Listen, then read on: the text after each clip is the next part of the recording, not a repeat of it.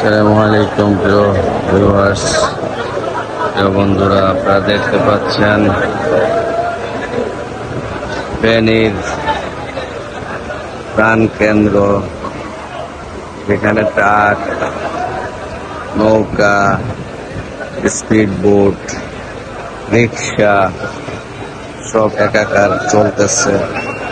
মানুষ খাবারের জন্য হাহাকার করতেছে, খাবার পানীয়র জন্য হাহাকার করতেছে। আর অনেক সচ্ছল সামর্থ্যবান টাকাওয়ালা মানুষও কত কষ্টে দিনাতিপাত করতেছে।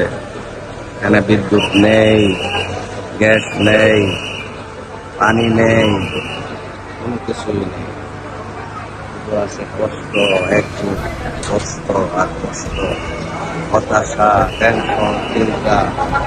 আর সেই চিন্তা দূরীকরণের দেশ থেকে বহু মানুষ, অসংখ্য অগণিত স্বেচ্ছাসেবক, মানবিক মানুষ সাধ্য সামর্থ্য অনুযায়ী ত্রাণ সামগ্রী নিয়ে এসেছিল।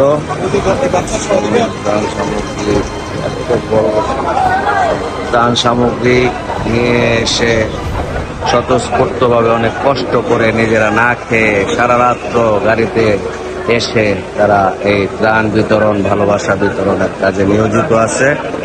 ও স্বেচ্ছাসেবী গ্রুপ এবং বিভিন্ন প্রতিষ্ঠানের শিক্ষার্থী, বিভিন্ন শ্রেণী পেশার মানুষ, প্রিয় বন্ধুরা এসেছে। আমরা এসেছিলাম গতরাত্রিতে বাইক যোগে। আমরা আমাদের ত্রাণ সামগ্রী, ভালোবাসা বিতরণ প্রায় শেষের দিকে।